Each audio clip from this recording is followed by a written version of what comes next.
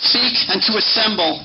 If we do not exercise those rights out of fear of what our neighbor or the media is going to say, then we will have neglected our responsibility. And if in the end we lose our freedoms, we will have no one to blame but ourselves. For any Muslims that are present or are watching this on tape, please understand that I do not come to this event to denounce either you or your religion, Islam.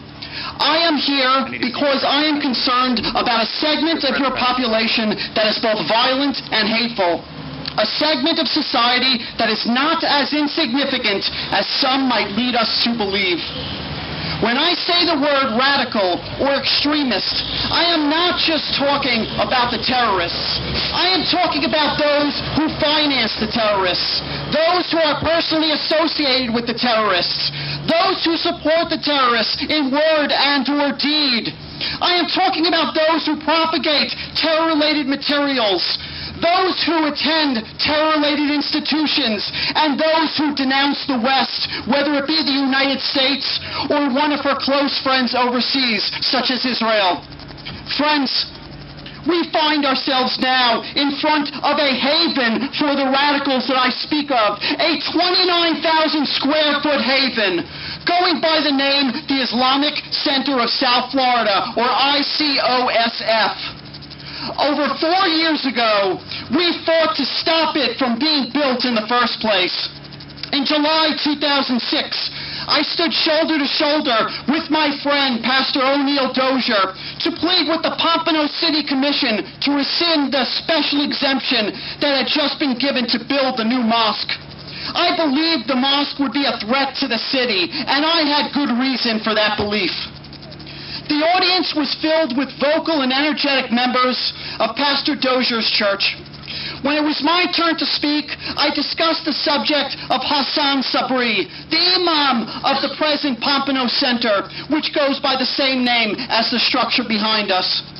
I told the members of the commission how I had appeared on a radio show with Sabri to debate him in the beginning of 2003. I told them how, while on this show, Sabri stated his wishes for Allah to rid Jerusalem of all of its Jewish inhabitants.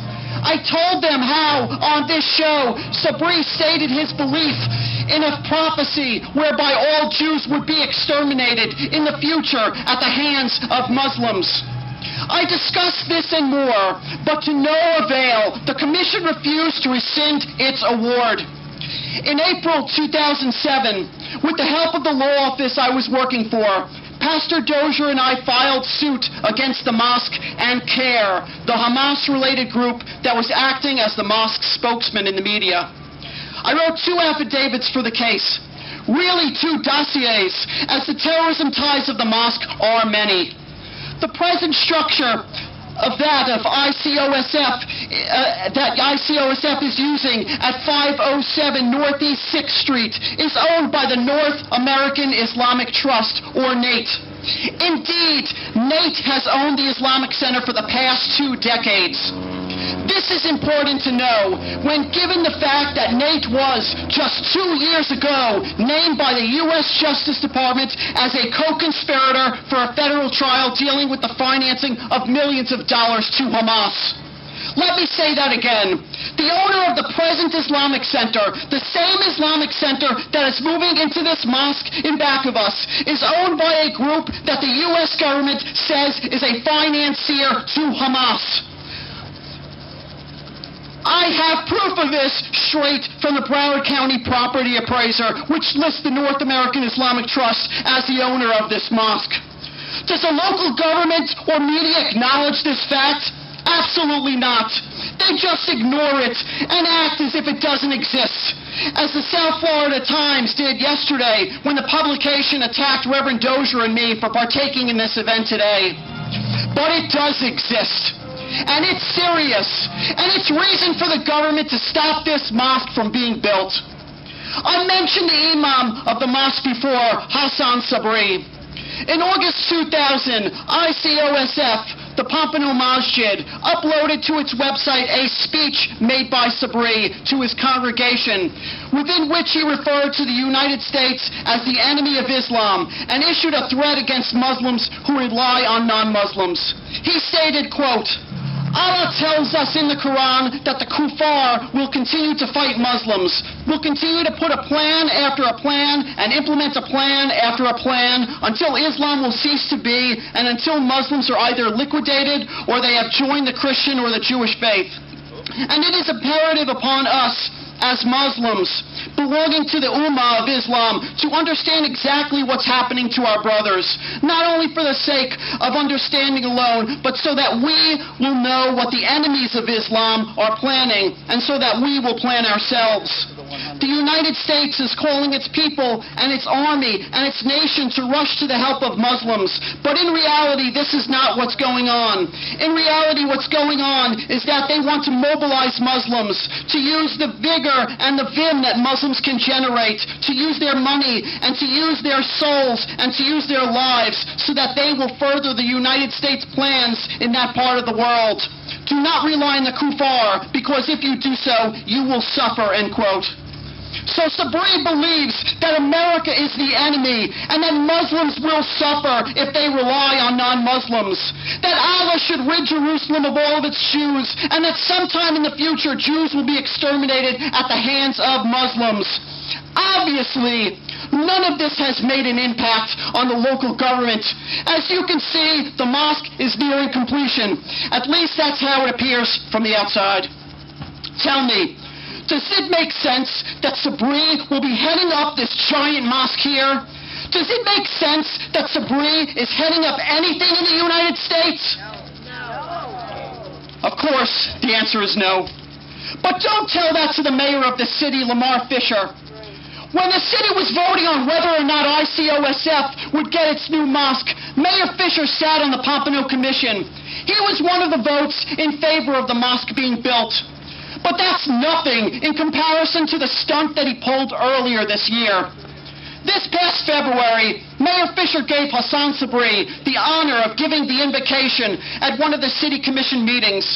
The mayor told everyone to stand as he, his fellow commissioners, and at least half the crowd bow their heads as Sabri spoke about the shaitan in Arabic.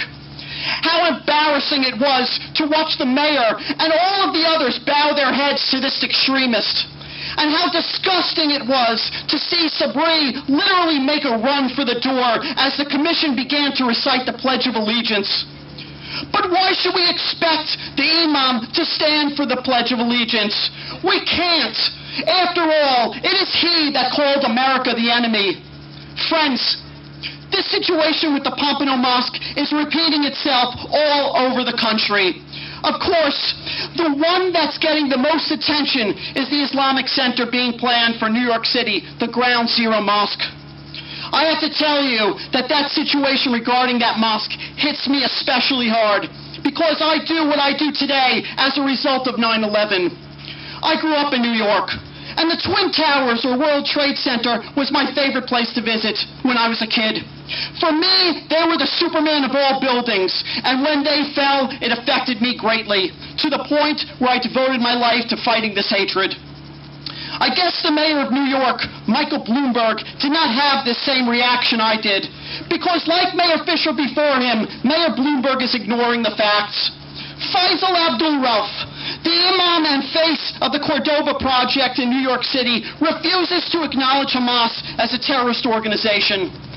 The group that Ralph is heavily involved in, Perdana, financed the flotilla headed by the terrorist organization Insani Yardım Vakfi, or IHH, that was attempting to break the Israeli blockade of Gaza.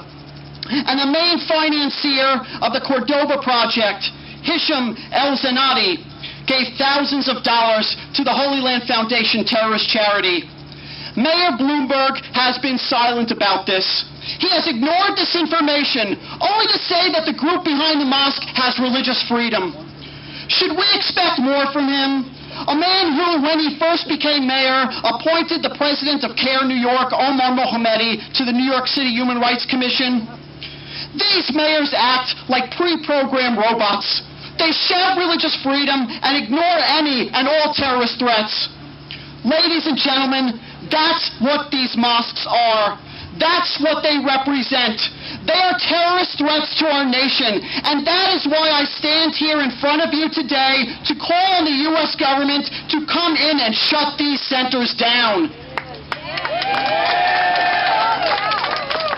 In the name of Homeland Security, the government needs to come in and shut these centers down. These centers don't care about freedom of religion. No, it is the exact opposite. They wish to rip that freedom and all of our other freedoms that we cherish as Americans away from us. Their imams don't stand for the Pledge of Allegiance because they have no allegiance to America. Their only allegiance is to extremist ideologies and extremist groups like the Muslim Brotherhood, the forefather of the majority of the terrorist movements around the globe. Our only hope is that sometime in the near future, our government and media wake up. Financing terrorist groups is not something to be ignored. And I am not the problem.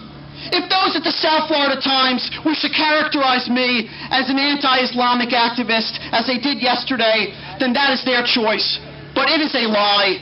A disgusting lie only meant to silence me and others like me. Note to the Times, I will not be silenced, because I'm not laying down my arms and giving up my country so quickly. I'm here to speak out and exercise my God-given American rights while I still have them. And I suggest that everyone else do the same. If we all speak out, then maybe these mayors wouldn't be so quick to ignore the truth and embrace the enemy. Maybe then mayors such as Fisher and Bloomberg will recognize the dangers that these centers of hate pose to our society. Friends, today we mourn the loss of those who perished this day 9 years ago. But let's not mourn them by granting permits and erecting structures for those who would wish more Americans harm. Let's not mourn them by embracing their lies and awarding them with invocations. Let us not mourn the 3,000 that perished by fighting to preserve. Let us only mourn the 3,000 that perished by fighting to preserve their memory and not working to destroy it. Wake up, America, before it is too late. If we could lose ground zero, then nothing is too sacred to be lost. Thank you. Amen.